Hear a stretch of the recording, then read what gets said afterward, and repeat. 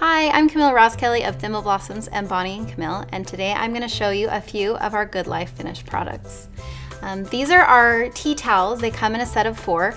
I have these hanging in my kitchen, and even though I've tried to explain it to my kids that they're just to look at, they do get a lot of use and have been washed a lot of times and they still look great.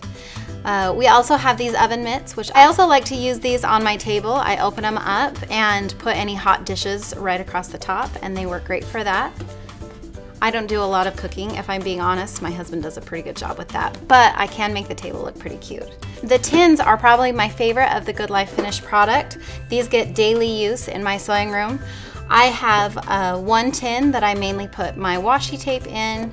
I have another one that I hold my sewing notions and different things, and I keep these right next to my sewing machine to hold all of my stuff. These are just a few of our finished product. You can find all of this at fatquartershop.com.